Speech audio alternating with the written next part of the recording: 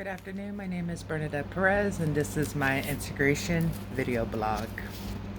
Um, for our first question, which what type of counselor do we aspire to be?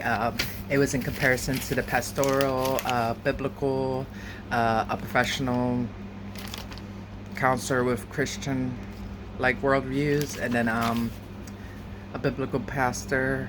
I'm sorry, a biblical counselor, a pastoral counselor, a lay counselor. Uh,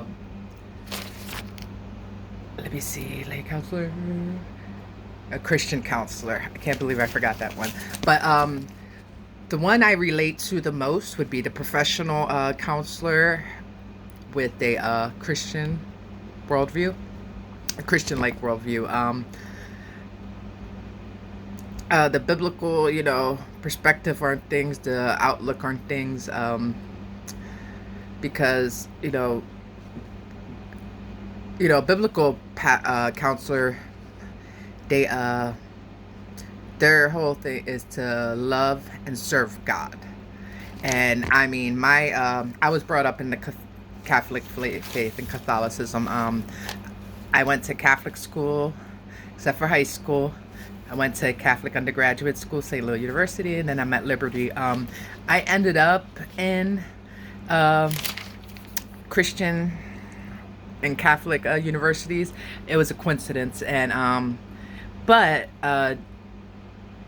the Christian worldview, the Christian beliefs, that's the way I was brought up. I have the same values and the same beliefs and morals, and my parents were brought up in the Catholicism too, but they went to grade school, graduated, the high school from the Catholic religion. So I feel like that aligns mostly with me, and we have to be careful, especially being if you're going into Christian counseling,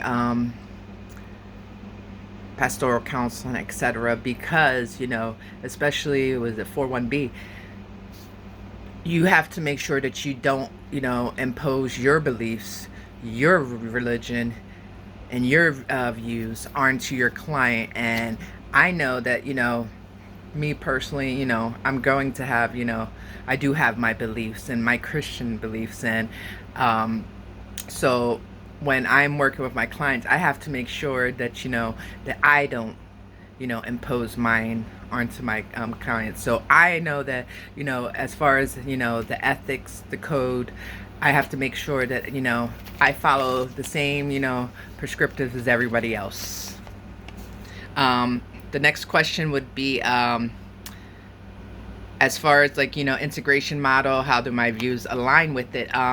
With the integration model, I'm more of I figured that I was a person-centered, approach on things. Of course, the founder of person-centered therapy, Carl Rogers, stated that the necessary conditions for counseling, and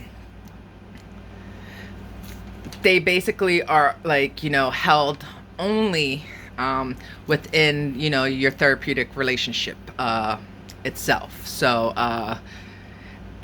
I more prescribe and relate towards that, and I noticed that my approach leans towards the person-centered thing, because if I compare it to the narrative therapy or family systems therapy, a narrative therapy, basically it's a perspective that would focus on stories. They would focus on the narratives, and then you use those to try to organize some sense of reality, some sense real world thing, how to prescribe the narratives and the stories, and then you find the solutions.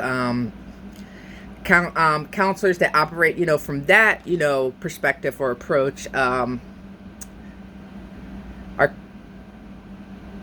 they have to sit there and see how much culture influences our stories. They have to past, present, future. They have to explore the stories and try to figure out if this stuff happened, if it hasn't happened, if it's going to happen today, yesterday, tomorrow.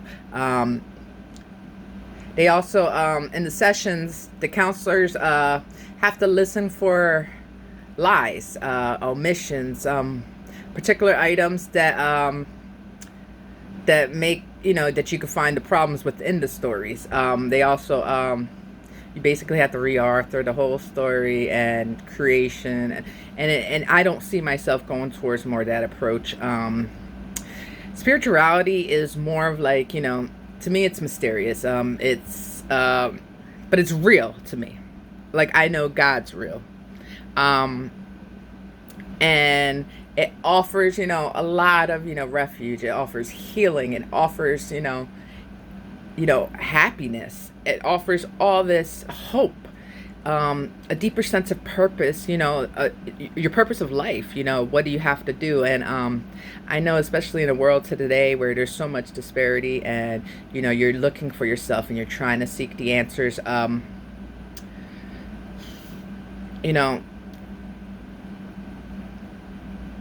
some of these, answers are not, uh, are not the answers, and sometimes, going, leaning towards, spirituality, leaning towards religion, and leaning towards the word, whatever, whether it's nature, sometimes getting that touch, having that hope, it helps a lot. Thank you for listening, and I hope you have a great day.